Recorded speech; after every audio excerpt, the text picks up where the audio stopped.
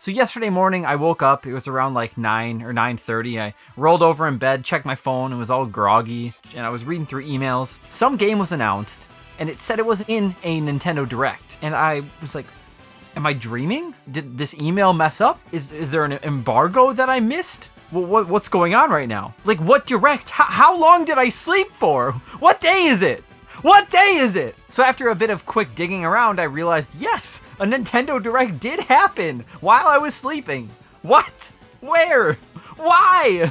I'm Xeon from Nintendo Life, and today we're going to be talking about yesterday's surprise Nintendo Direct. We're going to be talking about this Nintendo Direct in the order that things were announced, but we're going to be skipping over a few things that I'm just not either A, too knowledgeable on, or B, just because there was so much in this Direct, and there's a lot to talk about, so we can't cover it all, right? Well, we could. We could. So without further ado, let's get to it.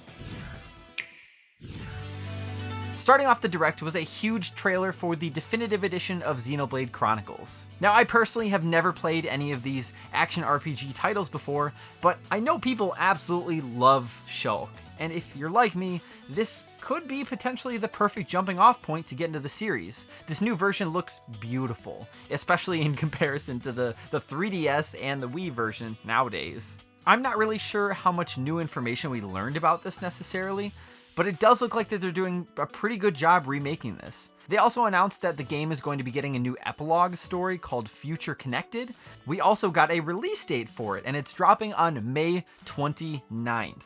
Alongside of the normal physical release, they're also releasing a definitive work set, which comes with a 250-page hardcover art book full of Xenoblade Chronicles art.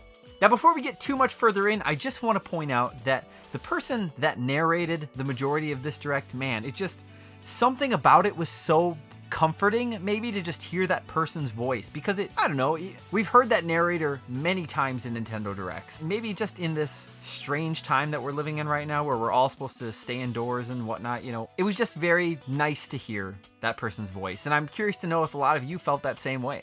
And then moving on, we found that 3 collections from 2K Games are all coming to the Nintendo Switch. We found out the BioShock collection is coming, which features BioShock 1, 2, and Infinite, which are all amazing story-driven shooters that I'd love to play again on Switch. The XCOM 2 collection is coming to the Switch. I believe that's a sort of tactical RPG in the vein of like Valkyria Chronicles. And then we also found out the Borderlands Legendary collection is coming, which is different than the Handsome Jack collection. This one includes Borderlands 1, Borderlands 2, and the pre-sequel, plus all of the bonus content from all of those games. These are all also launching on May 29th as well, all like 7 or 8 of these games, which is the same day as Xenoblade.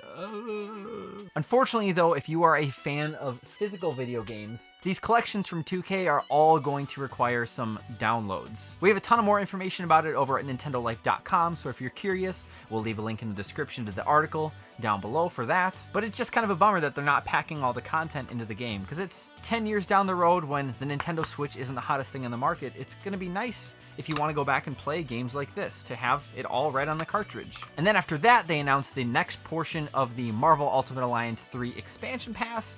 This is themed all around the Fantastic Four and Doctor Doom. And the only thing I really have to say about this is look at how ripped Reed Richards is. Like, what happened to him? Wasn't he just like this really kind of lanky dude before? Like, I don't know a ton about Fantastic Four, but I know Mr. Fantastic is not this big buff dude normally. Maybe I'm wrong. Maybe they changed him in the latest comic series and that's what they're going with, is this updated look. I don't know. Someone fill me in. And then we learned about another update pack because, it's not like we could make a video and not talk about Animal Crossing. What? It's March of 2020? So for Animal Crossing New Horizons, we learned that Egg Day is coming. It's going to be run in-game from April 1st to April 12th, which is nice because in previous Animal Crossing games, usually events like that, special holidays, they always fell on one day, typically, from what I remember at least. But now it seems that Zipper T Bunny is going to come on one of the first days, or maybe he'll be there the first day that you start up the game during that event period. He'll kind of introduce you, walk you through the event, and then you'll be able to just find eggs all throughout the time of the event, and you'll be able to gather new furniture or craft it. I'm not really sure how that's going to work, but we'll find out We also learned that Earth Day, which is another event, is coming at the end of April. Now, if this is the way that Nintendo wants to start rolling out these special events for Animal Crossing, I'm totally down with it, as long as they keep it free. Ah yes, next up is this game called Good Job. This game's sort of a puzzler where you're playing as this kid who's trying to climb the corporate ladder of this corporation, who their father actually runs, and you're only there because you're trying to appease your dad. And I believe the kid's name was like Shinji or something, and I think their father's name was Gendo. Yeah, Gendo Akari. No, but what if? You do still happen to play as the son of a CEO, a very clumsy son, who must try to rise up through the ranks of your father's company and try and make him proud, I guess? It's a quirky puzzler that gives you plenty of options to tackle missions, and it's developed by Nintendo, it looks like, and it's available today. Shortly after that, we learned that Catherine Full Body is coming to Switch, which is a real bummer because I went and sprung on this collector's edition of Catherine Full Body for PS4, and you know what? I haven't even played it. It's just sitting there. I've got the little sheep plushie up on my desk there, just hanging out, watching me. I mean, this box is really cool and everything. I'm really glad I have it, but I kind of just want to play the game on Switch now, even though it'll look better on PS4. What is wrong with me?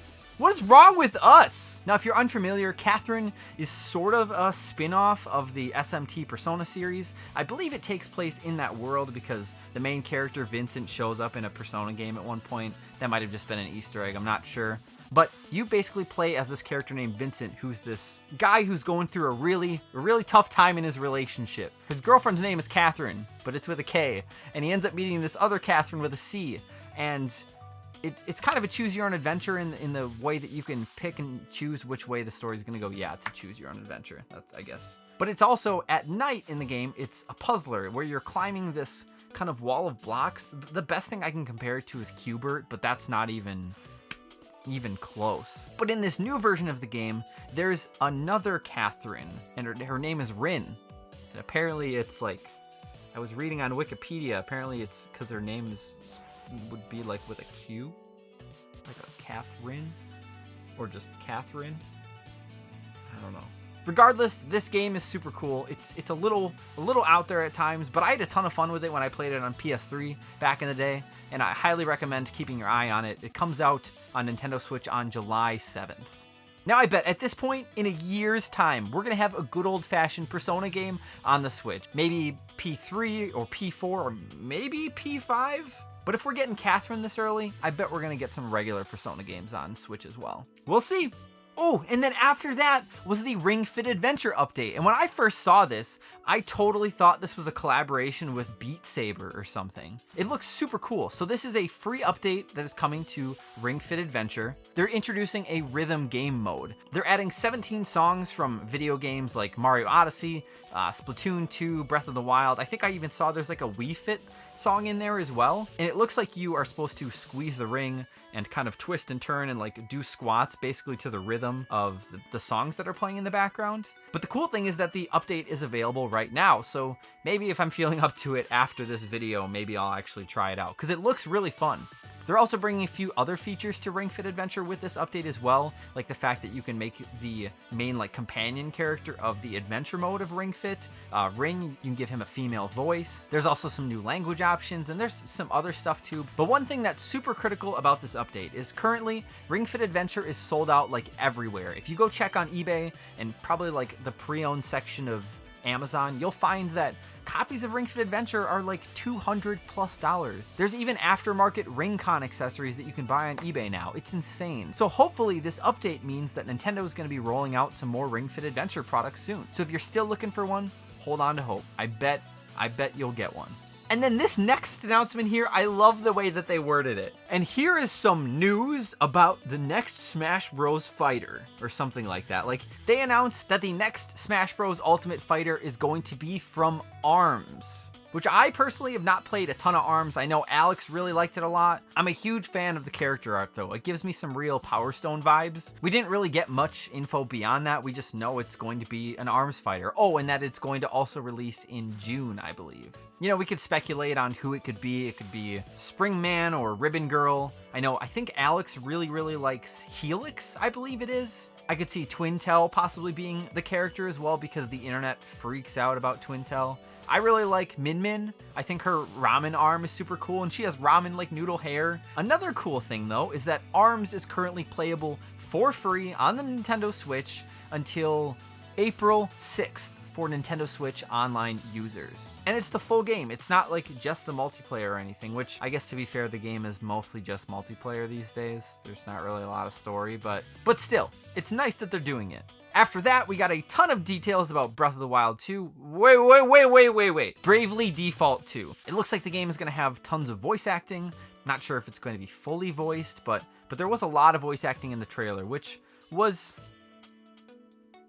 But the game looks gorgeous. The backgrounds, I can't tell if they're hand-drawn or not, but they really pop super nice and they flow with the characters. It was giving me some really good old PlayStation 1 RPG vibes. And I know that's what Bravely Default is trying to channel, is classic Final Fantasy, but dang, they're really hitting it right on the head. And by the way, if you're super excited to go try this game, there's a demo on the eShop you can go download right now. Nintendo, you're giving us too much. It's too much. And then after that, we got our first look at Clubhouse Games' 51 Worldwide Classics. Now, if you look at this game and you're thinking, this is just some Wii Play garbage. No, they've done Clubhouse games before on DS. It was a fun little game, and this new version looks pretty sweet. Did you see there's bowling? Like, is that going to be Wii Sports bowling? Like, even Hanafuda, you could play that in here. So maybe I'll actually finally be able to, like, get the guts to take these out of the package and play with them. If I learn how to play, I won't mind tearing open its package. The first entry in the Clubhouse Games series, like I said, was on DS, and it had a lot of tabletop style games. It also had pool and darts, and this new version also has that as well, but they're expanding it with a bunch of more games that you would see in something like Wii Play. So I'm curious a little bit about the quality, but I'm not excited about this. I'm just curious how it's going to turn out. This also launches on June 5th. And then we found out 2 Star Wars games are coming to the Nintendo Switch. These are some remakes of some classic ones. First up is Jedi Knight Jedi Academy, which I believe actually might have just come out. It looked fine. I never played it back in the day, and I'm not the biggest Star Wars fan either, but I bet lots of people are probably excited about that one. But the one that I am excited about is Episode 1 Racer. The old Star Wars like pod racing game from the N64 and arcades is getting re-released on Switch. And then immediately after that, we got to look at the Panzer Dragoon remake. And the weird thing that they did was they talked about the Star Wars pod racing game. They didn't even show any gameplay. And then they flashed over to the Panzer Dragoon game. And the first thing my brain said was, this isn't pod racing. The Panzer Dragoon remake, however, is a remake of the classic Sega Saturn game. Now, I never played these, but I believe they play a lot like Star Fox. There's a person riding a dragon. It's like an on-rails shooter. Kind of like Sin and Punishment, I guess, if you've played that either. Looks more like Star Fox to me. And that was announced at E3 last year, I believe, and we just found out it's out. Go get it if you want it. And then the one game that probably nobody cares about, but I have a huge soft spot in my heart for, is we found out that Mr. Driller is coming back. Not this same one. Actually, I think it was Mr. Driller Drill Land from the GameCube is actually getting remastered for the Nintendo Switch.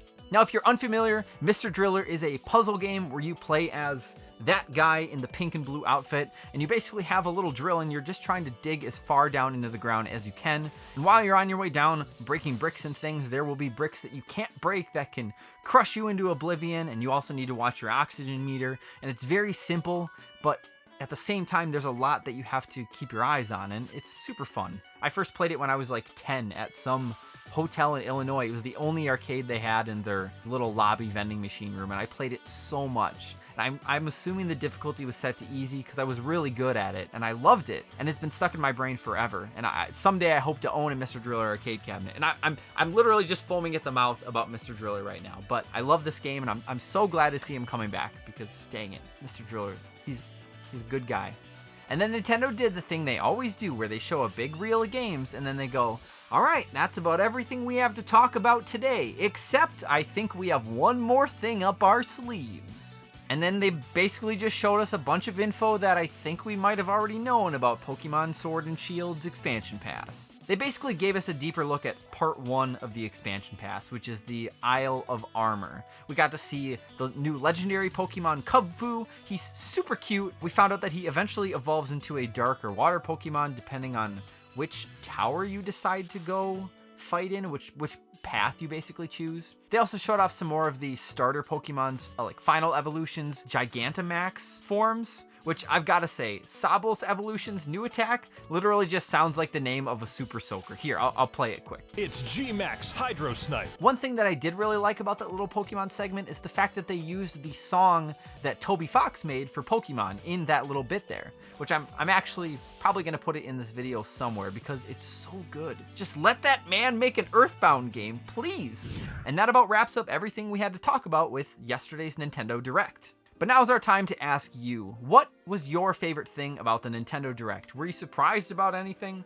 We didn't get really that many crazy announcements, but there are still some things to talk about, so we'd love to hear what you thought. And as always, if you enjoyed this video and you want to see more content like this, then why don't you direct your computer mouse to that subscribe button, and then ring that notification bell to be notified whenever we release new videos. Thank you all so much for watching. I'm Xeon from Nintendo Life, and stay safe, and we will see you next time.